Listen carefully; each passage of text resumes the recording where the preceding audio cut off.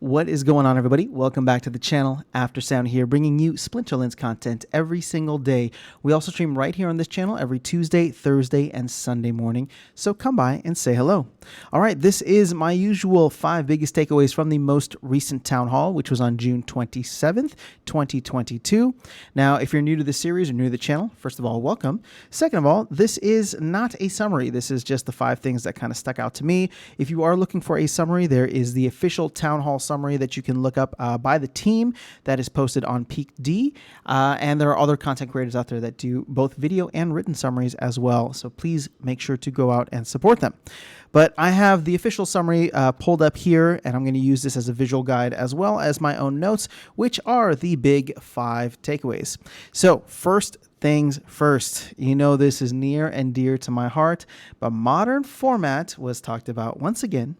And it looks as though we are going to have MAV testing happening within the next week or so, which is very exciting. Possibly later this week is what they say. Now, this is going to be for Mavericks only, and it's going to be on the QA server. So it is not, it's not going to be available for everybody, unfortunately. But if you are a Maverick or if you're trying to become a Maverick, you do need to purchase 1,000 packs, and you would get access to this. Now, this stuck out to me because if all goes well, it could potentially be released sooner than the end of July, which is what what we were told last week by Hardpoint in terms of a rough time frame. Now, I have had the middle of July in my brain for the longest time. So if we can get it out by the middle of July, I think that'd be great. Now, keep in mind, we are coming to the end of June here. We're coming to the end of season. Each season lasts roughly 15 days. So, there's roughly 2 seasons per month. So if we don't get it mid-July, then of course it makes sense that we would push it to the end of July, as that would be 2 seasons away from where we are currently at right now. But I'm excited for this. Obviously, I was a little disappointed in my last week, or in last week's video regarding this, hearing yet another delay. So if we can get this sooner, I will be that much more hyped for it. Now, a couple of interesting things with modern format, and this is where we're going to go to number 2. But and I'm actually going to skip to the second bar here. We did get a confirmation that there will be a shared ECR. Now, I feel like this was talked about before because I kept telling people that it was going to be a shared ECR, but I've had several conversations with folks who are expecting that modern and wild would each have their own ECR, and therefore people would be able to play more without burning their ECR. But that is not the case. You will have to make a decision, and you will have to decide for each game, it sounds like. So whenever you click the battle button, you can choose wild or modern. And when you make that choice, you go through and you battle according to the league that you are in. So that's going to be disappointing for people that want to play more. I totally get that, but I think that this is one of the only ways in which the team can really protect against abuse by bots, because essentially if you're going to increase the ECR, double the ECR, I should say, at that point in time, accounts that are fully automated will be able to play forever and reap quite a bit more rewards. Now, that's not technically against terms of service, but I do know that I know that the team is trying to create situations where they incentivize people to play more, but without kind of abusing that system, right? So that is, ECR is the only way that we have right now, and that is just what the reality is. Now, going back to the first part, there is going to be modern tournament support right off the bat. So that is really exciting because that means that a lot of the power requirements for the modern tournaments is going to be significantly lower. Now, power is something that I struggle with quite a bit because in terms of trying to play at the higher leagues, even though I don't necessarily have a diamond league, a diamond level deck, I would love to throw my hat into the ring and try and fight in some of these tournaments or compete in some of these tournaments, but I don't have the power. I have the SPS, which again is going to be the other side of this. So this is one of the few SPS utilities that we have right now. And if this incentivizes more people to start playing, then I think that's going to be a great thing in terms of just if this incentivizes more people to buy SPS in order to start playing, then I think that's going to be a good thing for SPS in the short to medium term as well as long term.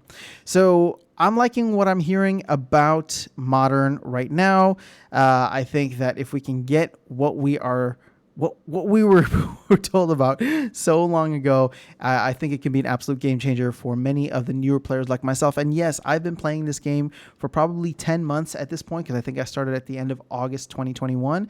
And I still consider myself a new player because I've not taken the time or energy to invest in a lot of the older cards, knowing that modern format was coming and wanting to compete in modern only for the future of the game. So it's exciting to me. I think tournaments are going to be a great thing. I think modern itself is going to be a great thing. Is it going to bring players in? No, I don't think directly, but I think for the players who do come in naturally through advertising, through word of mouth, or through just regular exploration, I think that they will find that the card prices currently, along with the opportunity to compete at a level in which you're not going up against all the older cards, aka modern, is going to be very incentivizing for them to come and join. So very excited about that. And hopefully we will get an update sooner rather than later, because there will not be a town hall next week due to the 4th of July holiday here in the US. So with there being like a day or two left in the season now, maybe even just a day left in the season, hopefully we'll get something about Modern Wild before that next town hall. I'm hoping we'll get something in the form of a post, which I think was mentioned, but I cannot confirm.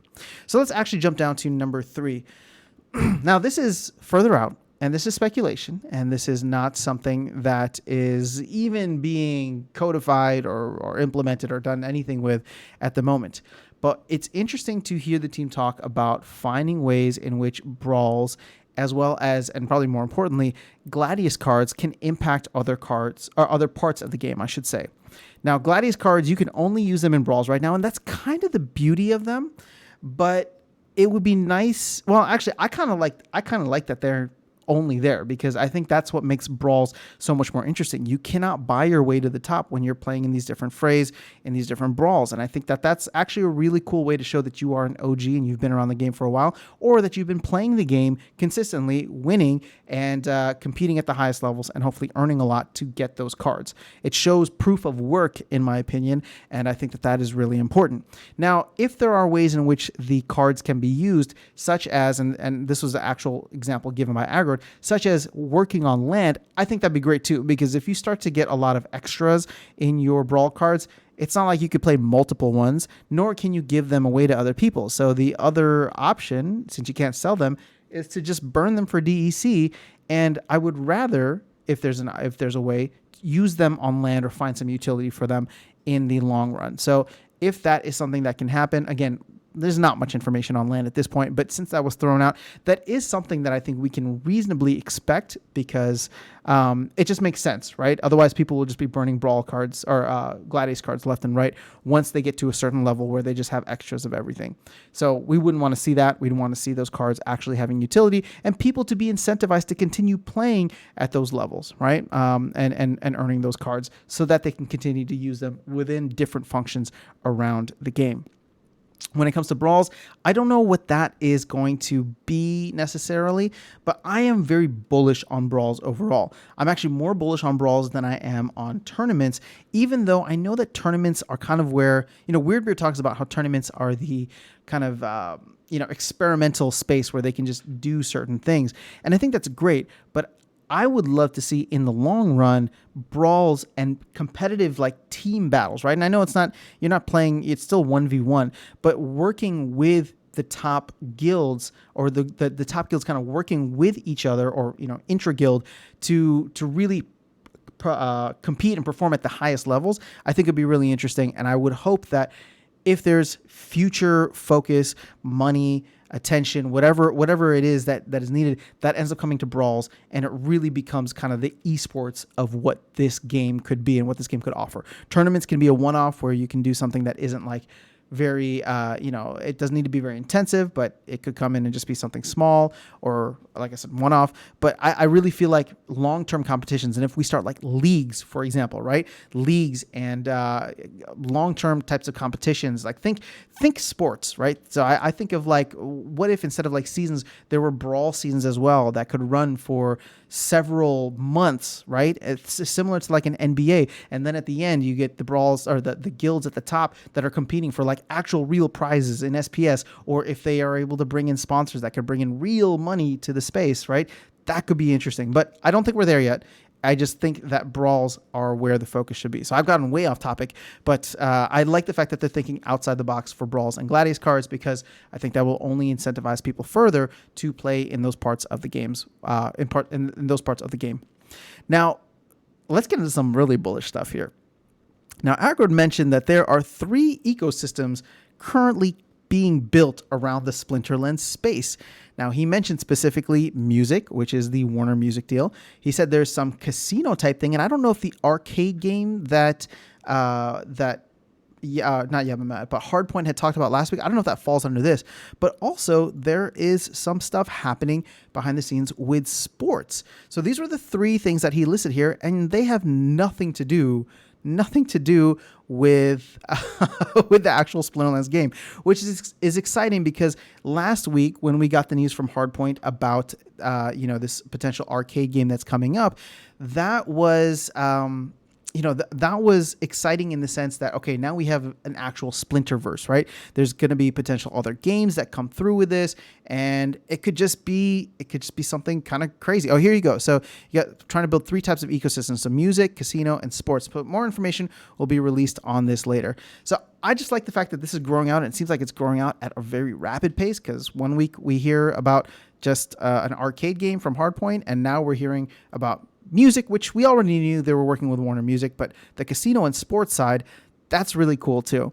So lots of stuff happening behind the scenes. It does make me bullish, and I know I can be super snarky on the channel sometimes about like slow development and things like that, but I'm still here. I'm still making content about the game because I love it and because I do believe in the team. So it's cool that they're starting to talk about this, right? Keep in mind, I'm sure they couldn't mention things before, but the fact that they're starting to talk about it doesn't mean that it's like around the corner. But when they do say that they are excited about the second half of this year of 2022, I believe them, because it sounds like there's some really cool things in the works. So the other thing is that this new game, introduced by Hardpoint last week, will support DEC and SPS payments. So that's exciting. I totally missed that part of it. But this Splinterlands becoming a multi-game platform, I think, is going to be very, very important and huge for the game long term. So I tend to be very bullish on that. I think owning assets within the game, especially for last week where Hardpoint was talking about these assets being potentially interoperable between games, I think that could be really big. Again, we don't know what that's going to be for like music, casino, and sports, but still, just, Splinterlands has done a great job in their history of rewarding people who have stuck with the game.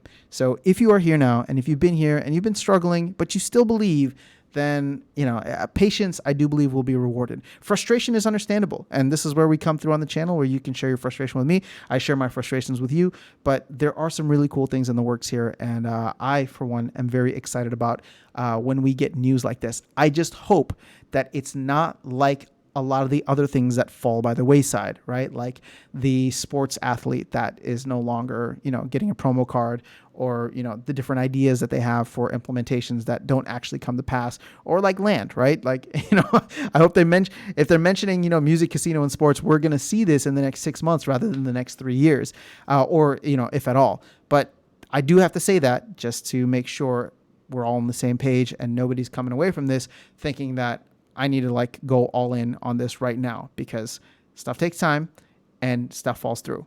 But as of now, this is still really exciting. All right, so last one, and this is the second bullish one, I would say. But somebody had asked Agrode about what kind of ongoing or long-term SPS utility there would be, like for staking SPS, and he mentioned that if and as they add additional reward pools, and I'm paraphrasing here, but essentially adding additional rewards pools, then staking SPS would probably be a requirement. So what does that mean? Right now, DEC is the only rewards pool, right? In terms of like a token that's paid out for winning in the game. Yes, you earn reward shares, and I don't know if they consider that a rewards pool, but I wouldn't. But you earn reward shares and you get cards as part of your rewards. But it's not a rewards pool unless there's a limited amount of reward shares, which I don't think that there is. But we do know that SPS is coming down the line. And so if he had said, staking SPS is going to be good for SPS rewards, or the SPS rewards pool, I wouldn't have batted an eye. But it's plural. He said additional rewards pools, which makes me think about what else could potentially be added in the future for winning games within Splinterlands, like winning battles within the game. So all speculation right now, but the fact that it is plural makes me excited about potential. Not that I want more tokens, because we don't need more tokens. There's only one true and tried, and that's Bitcoin. But you get my point, that if there are other options that come down the line, whether that is new tokens that they are introducing, whether that is rewards pools that are from sponsors or from investors in the game or things like that, where it's just like, a one-off, maybe. Like, imagine this. Imagine, for example, Splinterlands gets to a point where they're really big and they're one of the games that is kind of supporting a major, ecosystem at this point. And then let's say they bring in, they introduce a new game, but it's going to be like under a casino thing or under a sports league or under music. And they say, okay, well, what we're going to do is we're launching this new game here, and there's going to be X amount of tokens. And part of the allocation, because Splinterlands is part of the development there, part of the allocation is every month for 3 years, right? Now, this is all speculation, but every month for 3 years, we are going to give out additional tokens, right? So they set aside maybe 10 million tokens that they're going to give out for 3 years to the winners of Splinterlands games, right? So you are winning tokens for like another game in Splinterlands. Again, this is all speculation, but that's what I think of when we talk about multiple types of rewards pools. So again, I may be getting too excited about this, but I want to share where my head is at and where I'm thinking through. And maybe on the next town hall, we can kind of follow up with Aggro to see if we can get any more alpha. But stuff like that definitely gets me excited. I mean, even if it's not ongoing, even if it's not a new game, let's say Splinterlands teams up with I don't know, like the NFL for the Super Bowl, right? And so let's say the Super Bowl, like the NFL comes in and says, hey, we want to do some kind of advertising with Splinterlands. So we're going to buy X amount of tokens of Hive, for example, right? We're going to buy $10 million worth of Hive. And for the month of January through the NFL playoffs, we want to sponsor, right, the additional wins that you could get, right? The additional tokens that you could get for winning in the game. And whenever you win the game, it'll say like, plus X amount of DEC that you earned and plus X amount of Hive given by the NFL. And they got the little NFL logo there, and it's just the impressions, right? So you're seeing it constantly. Like, these are the ideas that I have. And I would hope that the team is thinking through them. If they're not, I think they're fantastic ideas. So Aggro, Yabamat, Hardpoint, feel free to take them and use them, because I think stuff like that could be really cool, especially if it's like seasonal or like one-off or part of like a promotional campaign. I think there's so many cool things that could be done with this. So yes, that's really all I have for this. It's just additional rewards pools, but that S at the end right here, additional rewards pools, this little S is what gets me excited about what could be coming down the line. So it makes me think about leveling up my deck to the highest of levels so that I could be earning the most within the game. I'm still playing in gold, but again, the long-term goal, and really should be a short to medium-term goal at this point, is to try and get up to diamond as quickly as possible and be as competitive within the game as I can. But I don't know, guys. I'm just really excited for what is going on right now within the game and what is hopefully coming down the pipeline.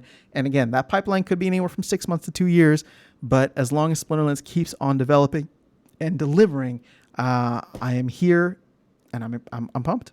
That's all I got. So that's all I have in this video for the 5 biggest takeaways from the most recent town hall. Let me know your thoughts in the comments below. Am I getting too bullish? Because I need to know. You guys know me probably better than I know myself, and you know that I don't like to be bullish at all. I'm allergic to hopium. So if I'm getting too bullish, let me know. But if the stuff that I'm saying makes sense and is kind of just on par, and you guys are kind of feeling it too, then maybe, just maybe, we can all sip a little hopium together. You know what I'm saying? All right, that's all I have. Have an amazing rest of your day. I will catch you all in the next video, and I will see you around the game. Take care.